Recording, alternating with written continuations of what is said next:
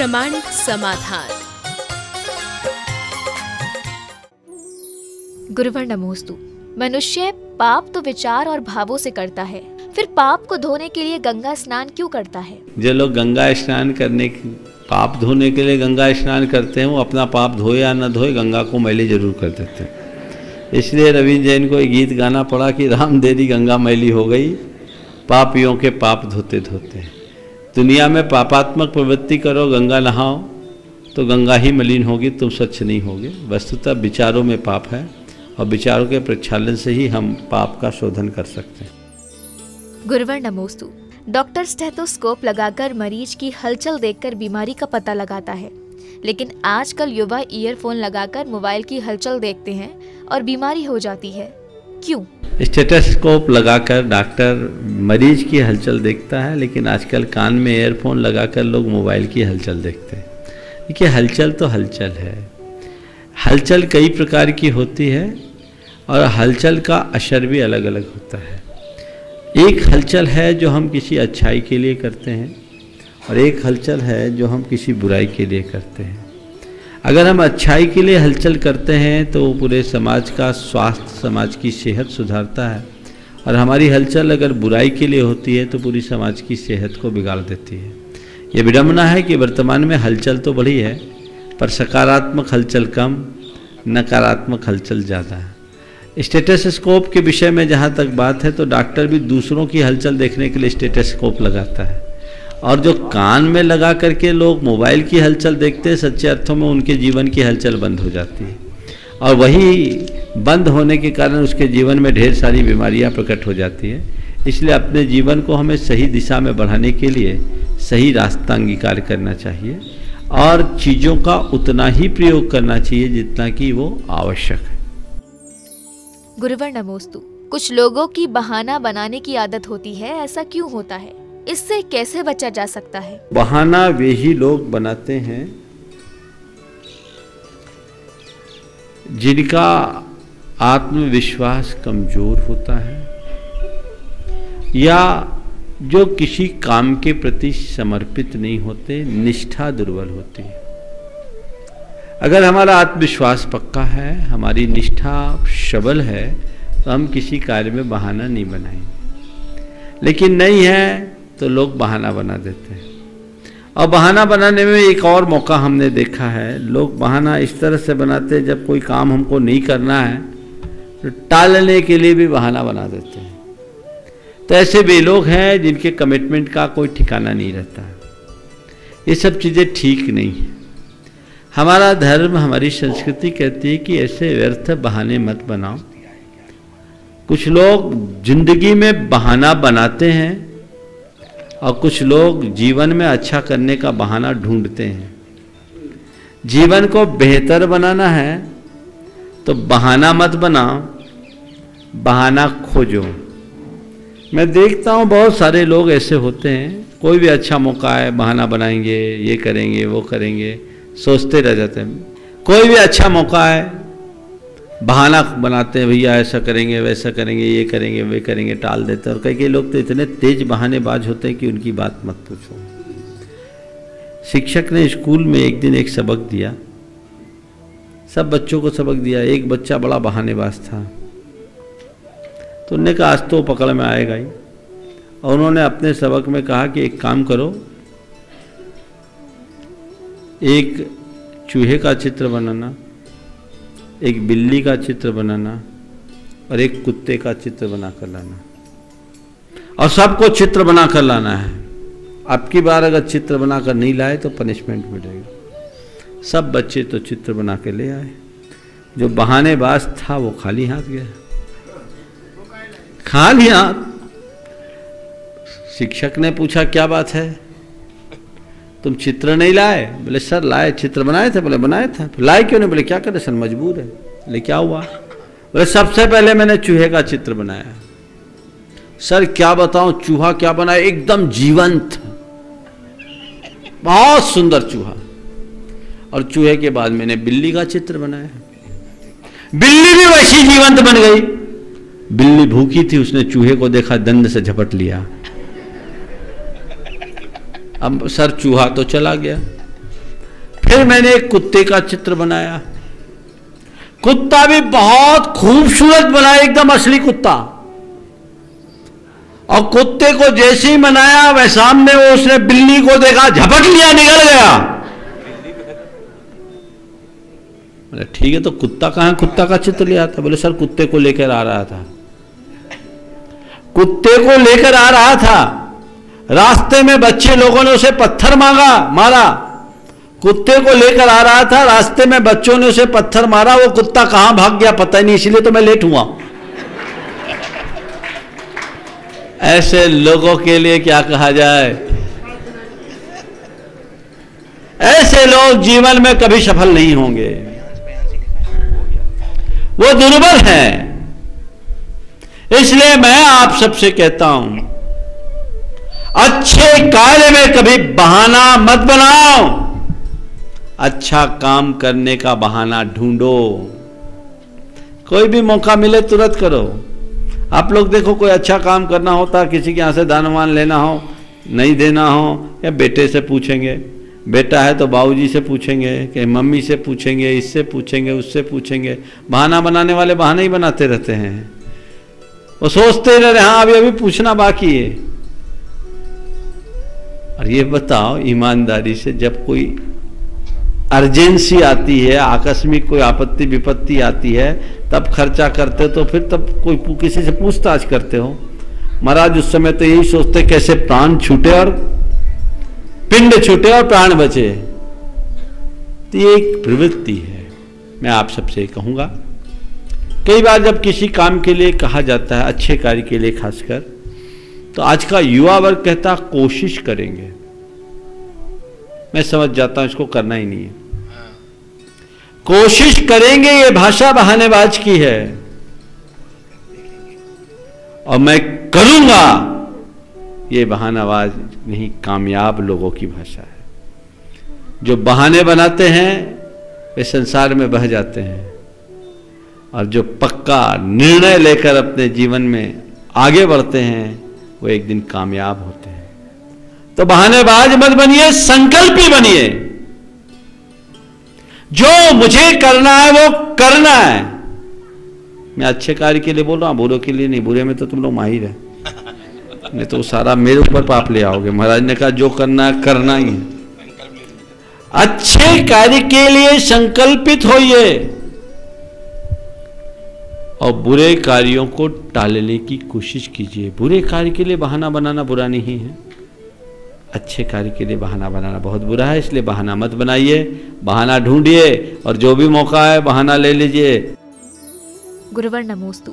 घर में बड़े व्रती हो तो छोटों का क्या कर्तव्य है और वे इसका अधिकतम लाभ कैसे ले सकते हैं? देखिए, घर में यदि बड़े व्रती हों तो छोटों को चाहिए कि वो उनके व्रत पालन में सहायक बने। हमारे शास्त्रों में ऐसा लिखा है, भूत व्रत अनुकंपा दान सराग संयमादि योग शांति शौच मिति सद्वेद्यस्य।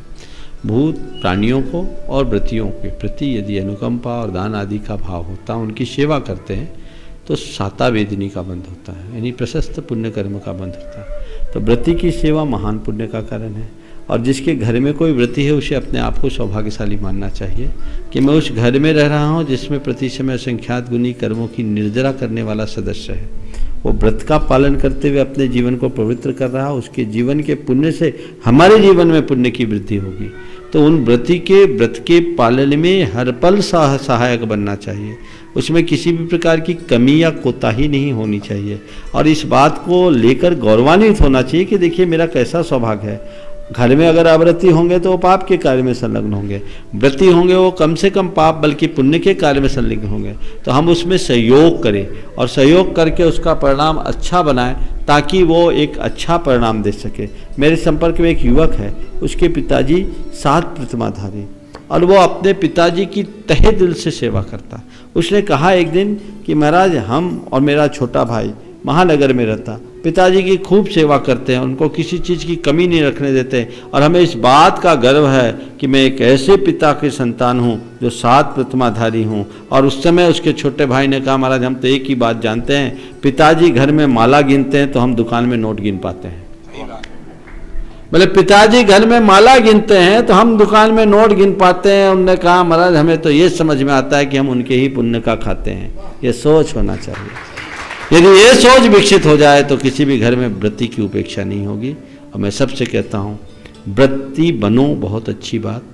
कदाचित व्रती न बन पाओ तो व्रती की सेवा करो, उसकी चर्या में सहायक बनो, उपेक्षा मत करो। गुरुवर नमोस्तु। खेती में यूरिया के उपयोग से माँ के दूध में भी यूरिया है जो नुकसानदायक है। हम ऐसी खेती कैसे करें जो मानव धर्म और जैन धर्म निभाने में सहयोग हो? देखिए बात बिल्कुल सही है। जब से हरित क्रांति शुरू हुई तब से फसल का उत्पादन तो बढ़ा पर उसकी गुणवत्ता समाप्त हो गई। और आपने कहा कि माँ के दूध में यूरिया ही नहीं डीटीटी की मात्रा भी आ गई। आज जो अनाज है वो अनाज ही नहीं, उसके साथ जहर का अंश भी है। न केवल अनाज अपितु फल सब्जियां सब। पेस्टिसाइड और इंसेक्टिसाइड का भी रासायनिक खादों के साथ अंधाधुंध प्रयोग हो रहा है। कैंसर जैसी जानलेवा बीमारी का बड़ा कारण एक ये भी है।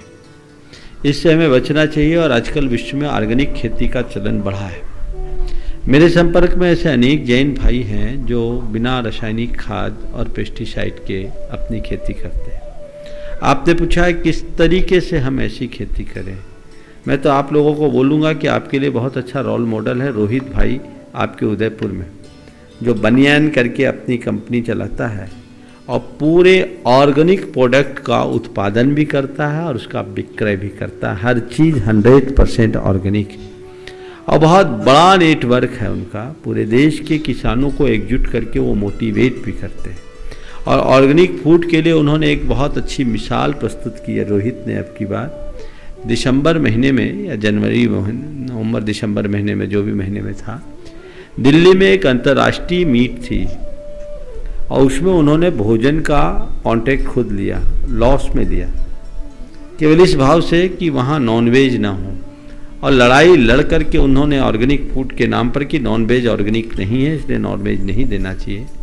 जो भोजन उन्होंने 3 दिन की व्यवस्थाओं में दिया, लोग उसकी भूरी भूरी प्रशंसा किए। अनेक देशों के लोग उसमें शामिल थे और भारत के अनेक मुख्यमंत्री भी उसमें शामिल थे विभिन्न प्रांतों के, और उन्होंने सराहना की और एक अच्छी मिसाल उपस्थित की।